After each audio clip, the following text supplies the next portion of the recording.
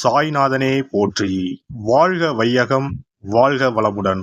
அனைத்து உறவுகளுக்கும் இனிய வணக்கம். வேத ஜோதிடத்தில் முக்கியமான மற்றும் மங்களகரமான கிரகமாக கருதப்படுபவர் சுக்கிர பகவான். அன்பு, அழகு, செல்வம், ஆடம்பரம் மற்றும் வாழ்க்கை வசதிகளை தீர்மானிக்கும் கிரகமாக விளங்குகிறார் சுக்கிர பகவான்.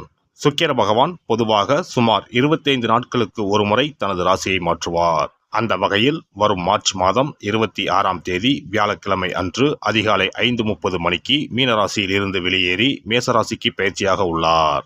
சுக்கிர பகவான் மேசராசியில் ஏப்ரல் மாதம் 19ஆம் தேதி பிற்பகல் 3:51 வரை பயணம் செய்வார். இந்த சுக்கிர பயிற்சியானது மிகவும் சிறப்பு வாய்ந்தது.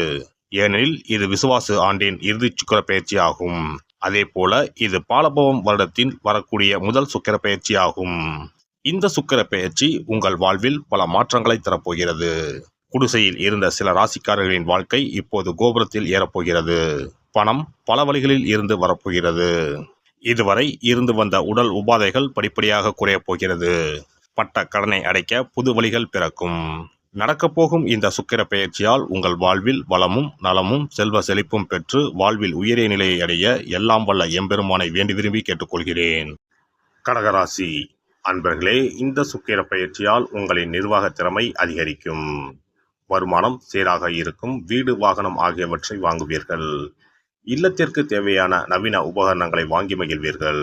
எதிர்வரும் இடையூறுகளை முன்கூட்டியே உணர்ந்து அதற்கேற்ப செயல்முறைகளை மாற்றிக்கொள்வீர்கள்.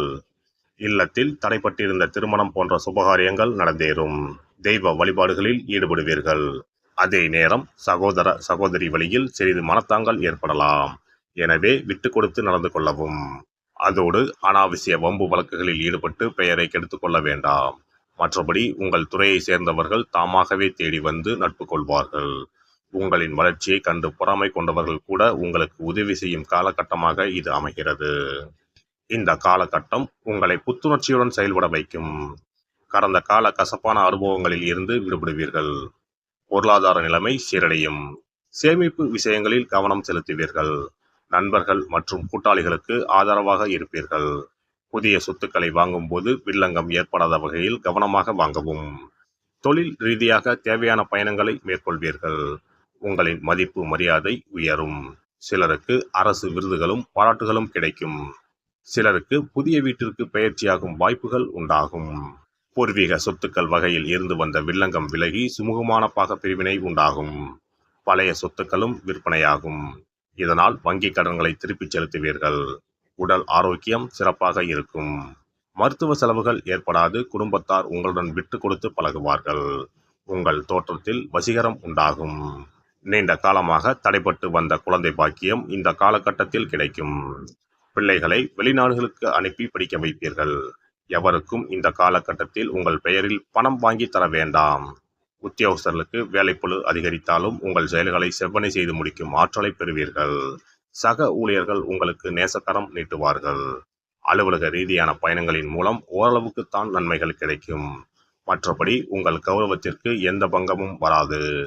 சிலருக்கு விரும்பிய ஊர்களுக்கு இடமாற்றம் கிடைக்கும். வியாபாரிகள் கொடுக்கல் வாங்கல் விஷயங்களில் சிக்கல்களை சந்திப்பீர்கள். அதனால் சிலருக்கு நஷ்டங்கள் உண்டாகலாம். அதே நேரம் கூட்டாளிகள் உங்கள் மீது நம்பிக்கை வைத்து நடந்து கொள்வார்கள். இதனால் உங்களின் செயல்திறன் அதிகரிக்கும். மற்றபடி புதிய முதலீடுகளை நன்கு யோசித்த பிறகே செய்யவும். அரசியல்வாதிகளுக்கு தடைகள் ஏற்பட்டாலும் திட்டமிட்ட வேலைகள் அனைத்தும் வெற்றியடையும். சமூகத்தில் அந்தஸ்தான பதவிகளை பெறுவீர்கள். பல வழிகளிலும் வருமானம் பெருகும். தொண்டர்களை அனுசரித்து நடந்து கொள்ளவும். கலைத்துறையினருக்கு புகழும் பாராட்டும் கிடைப்பதில் காலதாமதம் ஏற்படும். திட்டமிட்ட வேலைகளில் பொறுப்புடன் நடந்து கொண்டால் சிரமங்களை தவிர்க்கலாம். பெண்மணிகளுக்கு இது மகிழ்ச்சி நிறைந்த காலகட்டமாகும். குடும்பத்தினரின் ஆதரவு கிடைக்கும். கணவர் உங்களை மதித்து நடப்பார். அவருடனான ஒற்றுமை அதிகரிக்கும். பணவரவு சரளமாகவே இருக்கும். ஆடை ஆபரணங்களை வாங்கி மகிழ்வீர்கள். மாணவ மணிகளுக்கு படிப்பில் ஈடுபாடு அதிகரிக்கும். விளையாட்டுகளில் பங்கேற்று வெற்றி பெறுவீர்கள். சீரிய முயற்சி செய்தால் மேலும் மதிப்பெண்களை அள்ளலாம். பெற்றோர் ஆதரவாக இருப்பார்கள். நட்சத்திர பலன்கள். புனர்பூசம் 4ஆம் பாதம்.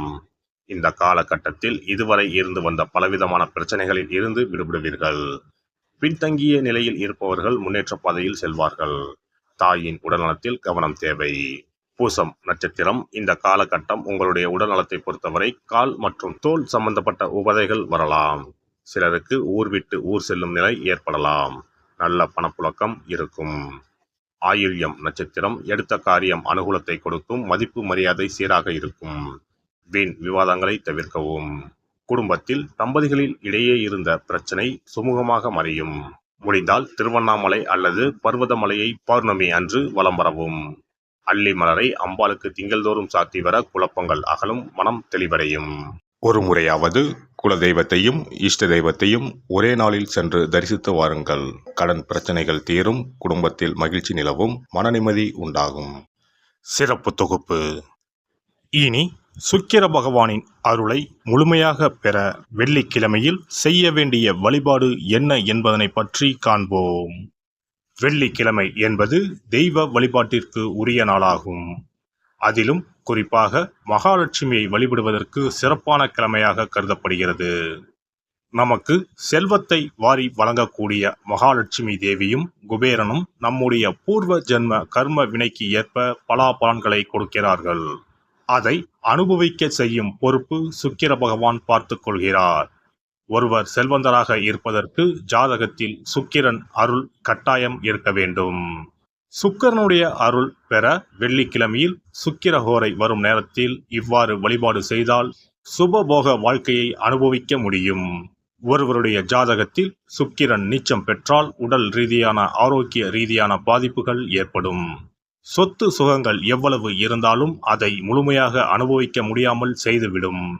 பெரிய பெரிய பணக்காரர்களை எடுத்துக்கொண்டால் அவர்களிடம் எவ்வளவு காசு கொட்டி கிடந்தாலும் சுக்கிர தசை இல்லை என்றால் அவ்வளவு பணமும் வீண் விரயமாகத்தான் போகும். குறிப்பாக மருத்துவ செலவுகள் செய்தே சொத்துக்கள் அழியும் நிலை வரும். இதற்கு சுக்கிர பகவானுடைய வழிபாடு நல்ல ஒரு பலனை கொடுக்கும். சுக்கிர பகவானுக்கு வெள்ளிக்கிழமை என்பது உரிய தினமாகும். சுக்கிரன் அருள் பெற வீட்டில் வெள்ளி பொருட்களை பயன்படுத்துவது நலமாகும். வெள்ளியில் சுக்கிரன் வசிப்பதாக ஐதீகம் உள்ளது. வெள்ளி பொருட்கள் கொண்டு பூஜை செய்தால் சகல சௌபாக்கியங்களும் உண்டாகும். சுக்கிர வழிபாடு செய்ய நினைப்பவர்கள் காலை 6 மணி முதல் 7 மணி வரையிலான காலம் சுக்கிரஹோரை ஆகும். அதனை தவறவிட்டால் மதியம் 1 மணி முதல் 2 மணி வரை சுக்கிரஹோரை நிகழ்கின்றது. அதையும் தவறவிட்டால் இரவு 8 மணி முதல் 9 மணி வரையிலான சுக்கிரஹோரை நேரத்தில் வழிபாடுகள் செய்து பயன்பெறலாம். இவற்றில் காலை 6 மணி முதல் 7 மணி வரையிலான முதல் சுக்கிரஹோரையில் சுக்கிர வழிபாடு செய்வது சிறப்பான பலன்களை கொடுக்கும். காலை முதல் மாலை வரை உபவாசம் இருந்து சுக்கிர பகவானுக்கு உரிய காயத்ரி மந்திரத்தை உச்சரித்து கல்கண்டு சேர்த்த சர்க்கரை பொங்கலை நைவேத்தியம் படைத்து வெள்ளை நிற பூக்களால் அர்ச்சனை செய்ய வேண்டும். சுக்கிர தசை நடப்பவர்களும் சுக்கிரன் நீச்சம் பெற்ற ஜாதகக்காரர்களும் இந்த வழிபாடு செய்வது சிறப்பான பலன்களை கொடுக்கும். சுக்கிர தசை நடக்கும் பொழுது சுக்கிர வழிபாடு செய்து வர வருமானத்தை சுகமான வாழ்க்கை வாழ்வதற்கு உரிய வகையில் பயணிக்க செய்யும். வீடு நிலம் வாங்குவது, ஆடம்பர பொருட்கள் சொத்துக்கள் போன்றவற்றை வாங்க வைக்கும். அதுவே சுக்கிரன் நீசம் பெற்ற காலத்தில் இந்த வழிபாடு செய்பவர்களுக்கு வீண் விரயங்கள் இல்லாமல் ஓரளவிற்கு வறுமையிலிருந்து பிழைக்கச் செய்யும். வெள்ளிக்கிழமையில் நவக்கிரக கோவிலுக்கு சென்று சுக்கிர பகவானுக்கு வெள்ளை வஸ்திரம் சாற்றி வழிபாடு செய்யலாம்.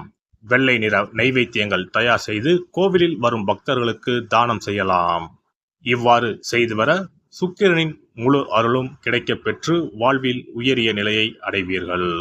எல்லாம் வல்ல இறையருளால் நீங்களும் உங்கள் அன்பு குடும்பமும் உடல் நலம், நீலாயுள், நிறை செல்வம், உயர் புகழ், மெய்ஞானம் ஓங்கி வாழ்க வளமுடன். இந்த வீடியோ பதிவு உங்களுக்கு பிடித்திருந்தால் லைக் பண்ணுங்க, கமெண்ட் பண்ணுங்க, ஷேர் பண்ணுங்க, மறக்காம சப்ஸ்கிரைப் பண்ணுங்க, பக்கத்துல இருக்கிற பெல் பட்டனை கிளிக் பண்ணுங்க. நன்றி, வணக்கம். ஓம் நமச்சிவாய. சிவாய நம.